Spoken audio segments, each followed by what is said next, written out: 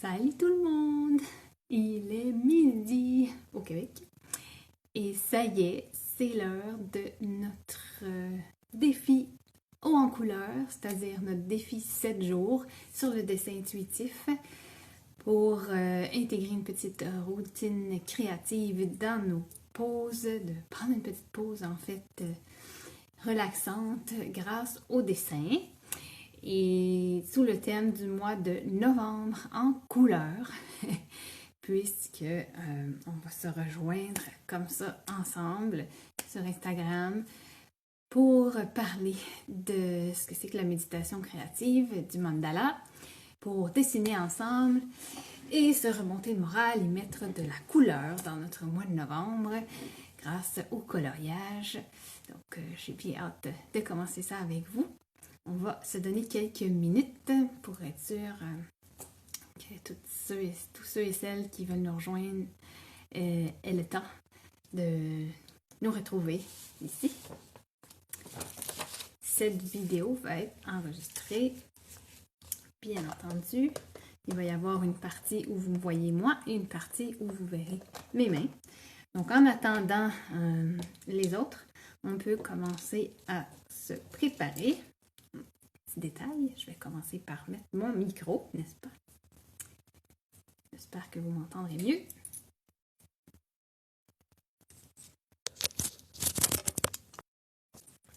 Voilà. Donc, pendant ce temps, vous pouvez préparer votre matériel. Alors, si ce n'est déjà fait, imprimez votre petit journal créatif pour le défi de cette semaine. Ensuite, le thème d'aujourd'hui, c'est rouge, comme vous voyez. Et alors, vous pouvez préparer des crayons rouges, des feutres pointe fine rouges, des... Attendez, j'en ai un ici. Stylo rouge, pointe fine. Des feutres rouges, mais pas pour colorier, donc idéalement pointe fine aussi. Ou bien un stylo noir, un crayon noir, c'est-à-dire un feutre noir pointe fine, avec des crayons de couleur rouge pour agrémenter le tout. Dans cette première journée du défi haut en couleur, donc du défi de novembre en couleur, j'aimerais vous parler, donc vendredi, on s'est vu pour une petite présentation. N'hésitez pas à me dire d'où vous venez dans les commentaires, s'il vous plaît. Je suis vraiment curieuse et vraiment contente de vous voir ici. Donc, je voudrais vous parler un petit peu de est-ce que c'est pour qui ce défi-là et parler un petit peu de définition, de tout le vocabulaire qu'on va utiliser pendant la semaine. Si vous n'êtes pas familier avec, hey, salut, bienvenue! D'où est-ce que tu nous viens? Capizosé. Contente de te voir ici dans notre première journée du défi 7 jours novembre en couleur. On a préparé des crayons et des feutres de la journée d'aujourd'hui, c'est-à-dire sur le rouge. C'est pour ça mon chandail rouge. Aujourd'hui, on va commencer avec cette couleur-là. Donc, soit des feutres pointe fine, des stylos ou des crayons de couleur rouge. On va l'explorer ça. Et on va parler de... C'est pour qui, en fait, ce défi-là? Et puis, quelques définitions pour démystifier le vocabulaire qu'on va utiliser toute la semaine pour être sûr qu'on s'entende là-dessus. Parce qu'on a du monde de partout. Alors, bienvenue. Alors, c'est pour qui ce défi-là? Premièrement, je dirais c'est pour tout le monde, mais on va préciser un petit peu, oui, c'est pour tout le monde qui peut tenir un crayon et qui est prêt à explorer de Lyon. Oui, merci, super, oui, c'est bien. C'est bien, vraiment intéressant de pouvoir échanger avec quelqu'un directement. J'espère que tu es prête. Donc, nous avons, voilà. Donc, je dirais que c'est pour tout le monde et peut-être ceux qui ont un certain intérêt à dessiner ou ceux qui ont un intérêt à découvrir des nouvelles façons de se recentrer, de se prioriser soi-même. Je dis des nouvelles parce que peut-être que vous avez essayé certaines façons, par exemple la méditation ou la marche ou différentes façons de venir se concentrer sur une chose à la fois, d'être un peu moins peut-être dispersé ou nerveux ou angoissé, peut-être même de mieux dormir. Donc, la méditation active ou la méditation par le dessin est créative. C'est une autre façon qu'on va découvrir ou peut-être que vous avez commencé à utiliser, qu'on va explorer plus en profondeur dans ce défi.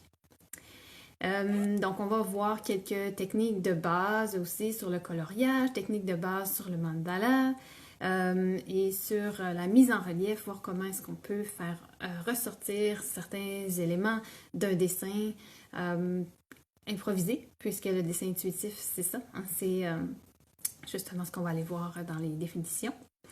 Essayer aussi dans ce défi de s'instaurer, de s'encourager par le groupe pour faire une routine de méditation créative. Donc, je ne sais pas, par exemple, ceux qui sont là, si vous voulez nous dire, est-ce que vous dessinez déjà?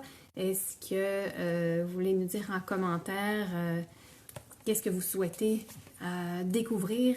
Pourquoi c'est pour vous ce défi-là? Je vous laisse le temps de nous répondre.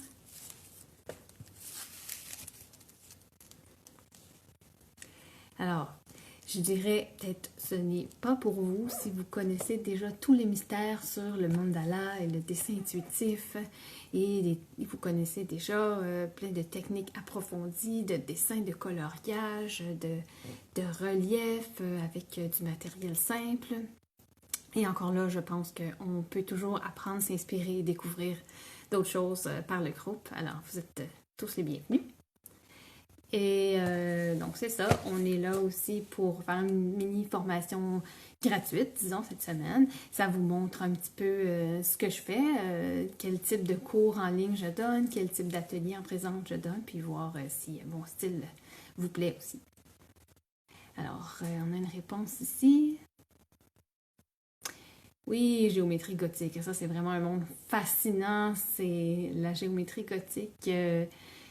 Géométrie sacrée aussi qui intègre, dans le fond, on dit que c'est dans l'Occident, c'est l'époque, c'est le summum, l'apogée du mandala, justement dans les rosaces gothiques. Et encore là, à travers les différentes époques de gothique, on a une évolution de ces mandalas-là, justement, qui sont très, très géométriques, qui vont vraiment chercher notre côté mathématique du cerveau. Et c'est la forme du mandala qui est utilisée à cette époque-là et représentée par cette culture-là. C'est vraiment intéressant. OK. Donc, je vois aussi, je voudrais dessiner les mandalas et pas seulement les colorier. Oui, c'est ça. Moi aussi, j'ai commencé justement, je peux brièvement vous parler de mon expérience du mandala en les coloriant. Et même quand j'enseignais au primaire, mes élèves et moi colorions ensemble les mandalas et je trouvais ça fascinant de voir à quel point ça créait une ambiance de groupe différente, à quel point on pouvait apprendre à se connaître, à connaître chacun sur la façon, sur la réaction qu'ils avaient face à la feuille, face au crayon, sur comment ils coloriaient. Et des fois, vraiment pour une mise en contact, là, c'était vraiment extraordinaire. Ça créait un moment super calme et presque immobile où est-ce qu'on retenait notre souffle pendant une période qui, des fois, durait beaucoup plus longtemps que ce qu'on aurait cru. Donc oui, j'ai commencé avec le coloriage aussi. Et puis, à un moment donné, je me suis dit... Mais écoute, peut-être que je suis capable de dessiner moi aussi. J'ai commencé à chercher. J'ai trouvé ça très difficile de trouver de l'information sur la création de mandala en français. Et c'est pour ça aussi que j'ai décidé de faire ma chaîne YouTube et d'enregistrer des vidéos et aussi sur Instagram en me disant je vais partager ça aussi en français pour que ça soit accessible à tous parce que je pense que c'est un outil vraiment précieux s'il y en a qui font déjà de la géométrie gothique, mais justement de voir quand on est en train de créer ce genre de dessin-là, dans quel état ça nous met. Moi, ça m'a fait un bien énorme. Donc, effectivement, le mandala, c'est un terme sanskrit qui veut dire cercle. Et le cercle, plus sous sa forme sacrée. Donc, c'est un terme sanskrit, c'est-à-dire qui vient dans la région de l'Inde, qui est une langue morte actuellement, mais le concept lui-même du mandala n'a pas été inventé par certaines personnes. C'est quelque chose qui est dans la nature et que différentes cultures à travers les époques ont essayé de représenter à leur façon. Et ça nous est revenu, nous, donc quand on parlait tantôt, dans l'Occident, ça a été la représentation du mandala qu'ils ont utilisé justement dans les églises gothiques. Et ça nous est revenu par l'Orient, à travers le yoga, la méditation et tout ça. Et hop, le mandala est revenu sous forme souvent dans les cahiers coloriés. Les Autochtones utilisaient ça. Moi, mes ancêtres sont des Premières Nations dans la région de Québec et c'était vraiment une des façons de représenter ce qu'ils voyaient dans la nature, qui est un mandala dans la nature. C'est les capteurs de rêve, par exemple. Donc, si vous pensez à quelque chose qui, selon vous, serait un mandala, allez-y. Partager avec nous pour nous dire ça, évidemment, dans la nature, qu'est-ce qui ressemble, en fait, qu'est-ce qui est un mandala qui a tant inspiré les cultures au fil des siècles. C'est infini. Quand on se rend compte de ça, on en voit partout. On parle aussi dans ce défi-là de dessin intuitif. Donc, le mandala, tel que je l'enseigne, c'est vraiment sous sa forme intuitive, c'est-à-dire qu'on va essayer de revenir dans le moment présent et de ralentir, disons, parce que arrêter les pensées, c'est tout un défi, mais au moins les ralentir, on ne peut pas les faire disparaître, mais revenir un trait à la fois. Et le dessin intuitif, le mandala, c'est une forme de dessin intuitif. Le dessin intuitif, en fait, c'est la traduction de doodling. Le doodling, vous savez, quand on parle au téléphone ou écoute un cours dans lequel on est un peu distrait, on prend un papier, un crayon, puis on se met à dessiner n'importe quoi sans réfléchir. Donc, c'est quelque chose de très automatique. C'est ce qu'on appelle le dessin intuitif. Donc, on va mélanger un petit peu ces deux-là dans nos mandalas, finalement. Et d'une façon un peu moins mathématique. La méditation créative, mais c'est aussi une façon, disons, de se mettre dans un état méditatif grâce au papier-crayon ou il y en a peut-être qui préfèrent utiliser donc de la peinture, de l'aquarelle, donc par le dessin ou la peinture. On va faire de la méditation créative, donc on se met dans un état où on revient dans le moment présent, on respire, on arrête de penser à l'objectif, hein, donc au futur, mais plutôt au processus, plutôt qu'au résultat.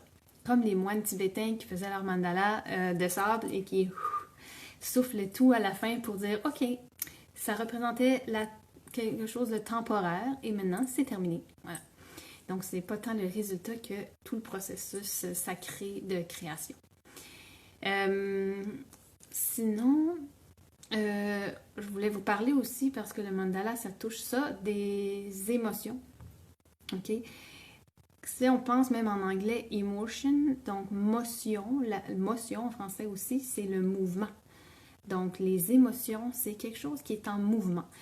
Le mandala est aussi quelque chose qui est en mouvement. Quand on le met sur papier, on prend comme une photo, 2 dimensions de quelque chose qui est en fait une sphère toujours en mouvement. Hein? On peut dire que notre propre corps est un mandala avec notre plexus solaire comme centre et toute la bulle d'énergie, si on peut dire, là, qui circule autour de nous, qu'on peut sentir quand on est avec quelqu'un d'autre, par exemple. Ça serait notre mandala corporel et qui est donc en constant mouvement, constant changement notamment à cause de nos émotions. Et quand on peut les mettre sur papier et après ça prendre un peu de recul sur le mandala, c'est là qu'on peut, c'est là entre autres qu'on vraiment bénéficie de la magie du mandala. Donc, je dirais pour aujourd'hui, premièrement, m'assurer que vous avez bien imprimé votre journal créatif.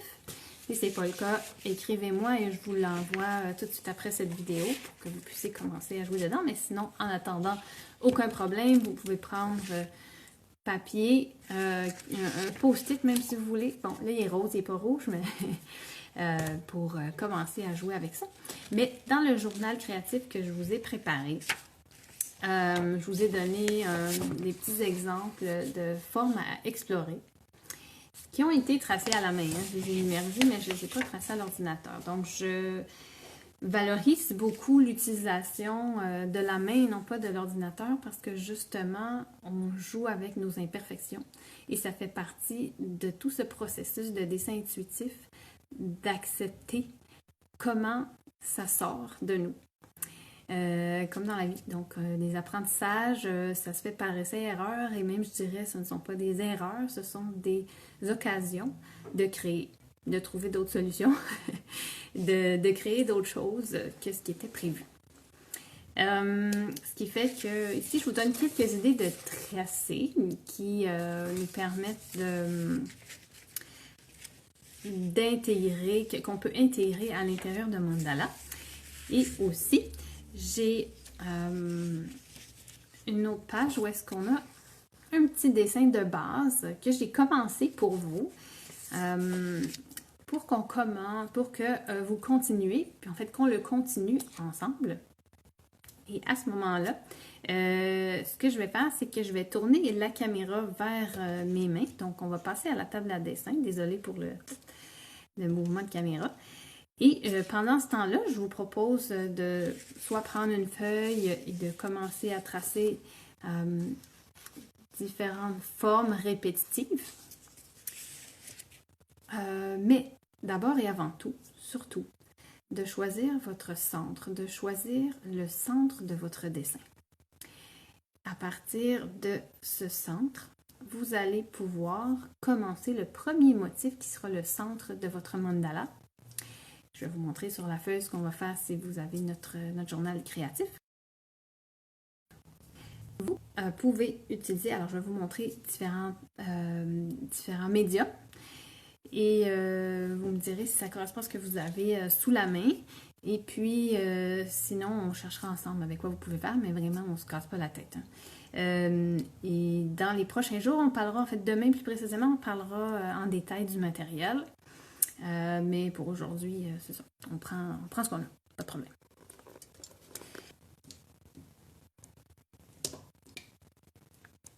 Donc, si vous avez des feutres pointe fine, donc j'ai un exemple ici en rouge. Voilà. Ça peut être des stabilos. Ici, j'ai une marque d'un magasin de produits d'artisanat au Québec. Ça peut être, sinon, si vous n'avez pas de marqueur en tant que tel, ça peut être un stylo. Un stylo en autant que la pointe soit fine pour que vous puissiez aller dans les détails. Sans que ça soit trop fin, là, c'est sûr, parce que si vous, dépendamment de si vous êtes habitué ou non de jouer avec ça, là, des fois, on peut avoir des pointes très fines qui sont géniales pour faire des détails, mais pour commencer, je suggère d'aller chercher quelque chose de moyen. Comme par exemple 0,3 ou 0,5, 0,4, comme celui-ci. OK. Voilà. Et ça, on va le garder pour après. Donc, on va dessiner. Puis après ça, colorier. Si on n'a pas le temps ensemble, c'est pas grave. Vous pouvez toujours continuer ça, entre guillemets, en devoir d'ici demain. Aucun problème. Hein? Le but, c'est vraiment qu'on ne se presse pas, qu'on ne se mette aucune pression. On a déjà beaucoup de ça dans notre quotidien, n'est-ce pas? Je ne sais pas pour vous, mais moi, oui. Alors, quand on trace un mandala, avant d'aller dans le mandala complet, je commence toujours avec mes participants à y aller dans des cercles concentriques, ou plutôt ici des quarts de cercle, puisque c'est ça notre structure de mandala. Éventuellement, ces lignes-là disparaissent. Sinon, je travaille aussi directement au feutre pour qu'on ne puisse pas effacer. Dans le processus créatif, c'est vrai qu'on avance, on recule, on rajoute en revenant sur d'anciennes choses. Par exemple, quand on écrit, c'est le même processus. Mais avec le mandala, un des défis, c'est d'accepter le trait tel qu'il est. Si notre corps a voulu l'exprimer comme ça, il y a probablement une raison. Et donc, on va voir qu'est-ce qu'on peut faire avec. Si jamais on n'est pas satisfait, comment on peut le transformer pour qu'il nous plaise. J'avais un professeur qui me disait, il n'y a pas de... Dans tes dessins, ils ne sont jamais pas beaux. Mais la seule chose qui peut arriver, c'est qu'ils ne te plaisent pas. Je me rappelle très souvent ça parce que on est habitué à la performance. Hein. Alors, si on prend notre centre, le premier cercle, disons, au centre de notre mandala, souvent j'aime bien y aller avec quelque chose de floral. On joue avec le tracé à main levée ici. Alors, on va aller explorer différents types de pétales, mais en se rappelant de notre centre. Donc, ici, hop, je peux le tracer comme point de repère. Et je vais dessiner des pétales. Voilà, ça c'est un exemple. Hein. Mon objectif, c'est de vous donner des idées. Mais, s'il vous plaît, faites-le à votre manière. Au fur et à mesure. Un autre truc très pratique, c'est de tourner sa feuille.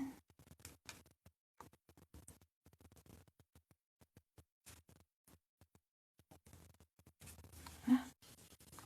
J'ai utilisé un rouge foncé. Ça va, est-ce qu'on voit bien? Oui.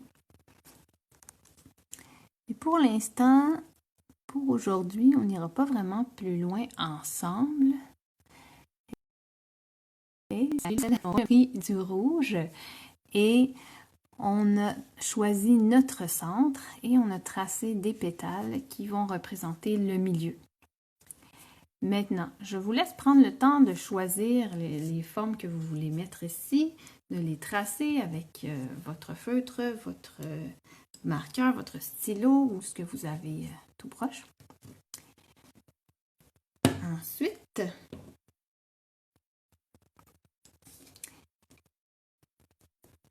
selon notre matériel aussi à colorier, on va pouvoir intégrer le rouge dans nos pétales. OK? Donc, je vais pencher mon crayon au lieu de le mettre comme ça, au lieu de le mettre droit, parce que, et vous avez vu, ma pointe n'est pas super aiguisée, parce que pour moi, c'est une technique pour éviter qu'on voit les traits de crayon. Alors, on y va tout doucement. Et rappelez-vous que dans un dessin comme dans un discours, les espaces vides sont tout aussi importants que les espaces pleins.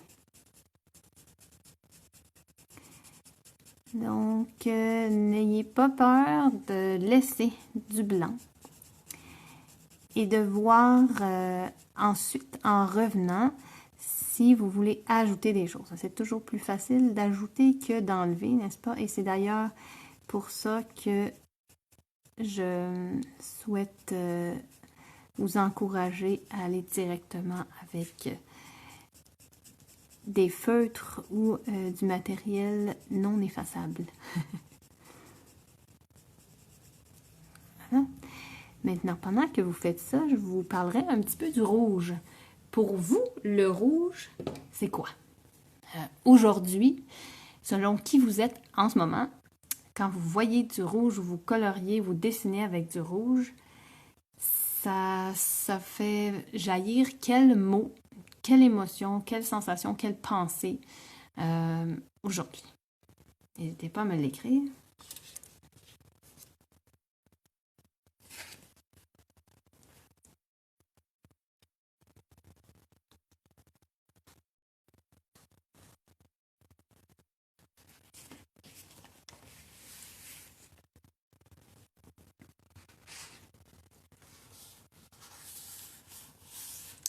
Alors, le rouge est la couleur associée au premier chakra. Donc, souvent, dans l'interprétation des couleurs, on va faire la relation avec les chakras puisque chacun a une signification bien particulière. Le rouge peut autant, je ne sais pas pour vous, mais dès la première pensée, on va dire l'amour, la passion, par exemple. Donc, oui, le rouge, en fait, ça correspond à notre chakra racine. Donc, celui qui est le plus proche de la terre. Oui, aussi, on a la colère, le dynamisme. Donc, effectivement, le rouge, on a une émotion, des émotions très, très fortes qui sont associées. Dynamique, donc le rouge, peut-être par rapport au feu, hein, ça bouge beaucoup. Il y a beaucoup d'énergie en mouvement. Alors, dépendamment, comme n'importe quel chakra, n'importe quelle couleur, on peut le voir dans son côté positif comme dans son côté, disons, plus lourd ou plus sombre. Quand on interprète avec des couleurs, là, je tiens à vous dire que c'est pas... c'est très, très personnel. Okay? Souvent, la meilleure façon, c'est de choisir intuitivement des couleurs, puis d'après ça, de dire, OK, pour moi, aujourd'hui, qu'est-ce que ça voulait dire cette couleur-là? Pourquoi j'ai choisi cette couleur-là? Mais pendant que vous le faites, non, on réfléchit pas trop. Alors là, moi, je vous impose une couleur, mais je vous impose pas de vous mettre dans une émotion, quoi que ce soit. En fait, c'est jamais imposé, c'est suggéré, n'est-ce pas? Mais j'avais choisi de commencer avec cette couleur-là. Donc, racine, dans son côté positif, là, le rouge signifie quelque chose de stable, de solide, de bien enraciné. Donc, ça pourrait vouloir dire une certaine sécurité, un ancrage, donc un enthousiasme aussi. Dans un côté plus lourd, plus difficile, ça peut être associé à la souffrance physique, à la colère, comme vous disiez. Le rouge, c'est aussi... alors, si je vous mets différents matériels rouges ici, pendant que vous êtes en train de dessiner ou de colorier, hein? Peut-être que ça va vous inspirer aussi. Donc, le rouge... On disait, ça voudrait dire que si vous coloriez, que vous choisissez le rouge, dépendamment de l'endroit où vous le placez dans votre mandala, pourrait avoir aussi des significations différentes. Est-ce qu'on le met à l'intérieur, à l'extérieur, en périphérie, avant telle ou après telle autre couleur? Donc ça joue aussi. Voilà. Donc ça, c'est ce que je voulais vous partager par rapport au rouge. C'est... un petit peu. Demain, on va parler du orange. Donc, demain, on va continuer le mandala. On va aller dans le prochain cercle concentrique. Et on va explorer la couleur orange. Je ne sais pas pour ceux qui se sont joints à nous, est-ce que vous voulez nous dire pour vous qu'est-ce que c'est, à quoi ce serait associé la couleur rouge en ce moment même? C'est notre petite exploration d'aujourd'hui. Je vous remercie vraiment beaucoup d'avoir été là. Ça se peut que vous n'ayez pas terminé, vraiment aucun problème. Hein, on n'est pas pressé, je vous rappelle. Laissez-moi revenir.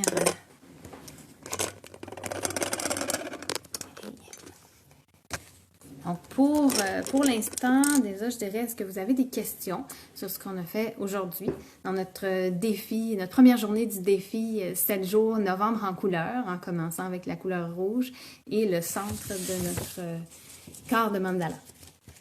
On verra la suite. Donc, c'est ça, dans mes ateliers, on part avec la feuille vierge, puis on trace notre structure de mandala, on va explorer différents patterns, différents motifs, essayer de s'inspirer. À chaque fois, je vous propose dans mes vidéos là, des exemples Et j'ai vraiment hâte de voir parce qu'à chaque fois, ça sort totalement différent, même si on part avec la même base. C'est ça qui est fascinant. Et même nous-mêmes, d'une journée à l'autre, on va créer quelque chose de totalement différent puisqu'on est dans une énergie différente, finalement. Alors, ça, c'est... s'il y a des questions, n'hésitez pas. Et puis, donc, demain, on va parler plus en détail du matériel qu'on peut utiliser quand on trace le mandala, voir ce que vous avez ou si vous avez des questions ou ce que vous avez, comment on peut l'adapter avec nos dessins, coloriage de mandala, papier, crayon, etc. On va parler de ça. Et de la couleur orange. Donc, si vous n'avez pas le temps de terminer maintenant ou que vous avez envie d'en faire plus, mais allez-y, vous avez d'autres espaces dans votre cahier dans votre cahier créatif là, que je vous ai envoyé. Donc, si vous ne l'avez pas, vous voulez vous inscrire au défi, il y a le lien en bio et tout pour le télécharger, n'hésitez pas. Ou vous pouvez m'écrire en privé, bien entendu. Cette vidéo-là va être enregistrée, donc vous pourrez la regarder quand vous aurez plus de temps, si ça vous convient mieux. Et sur YouTube aussi. Donc, c'est ça, je pense que je n'ai rien oublié pour l'instant. Donc, vous pouvez continuer ou explorer d'autres formes qui sont suggérées dans notre cahier créatif ou dans nos autres vidéos, si ça vous tente. Et vous choisirez celui que vous préférez pour continuer dessus demain. Il y a plusieurs pages pour ça, n'hésitez pas. Et vous pouvez même faire explorer sur d'autres feuilles. Et on se revoit demain. Merci vraiment beaucoup d'avoir été là. Je suis super contente que vous preniez part à ce défi. Et d'ici demain, prenez soin de vous pour qu'on puisse continuer de découvrir le dessin intuitif ensemble, de découvrir comment tracer nos mandalas et mettre un peu de couleur au mois de novembre. Alors, à très très bientôt tout le monde. J'ai hâte qu'on continue de dessiner et de colorier tous ensemble.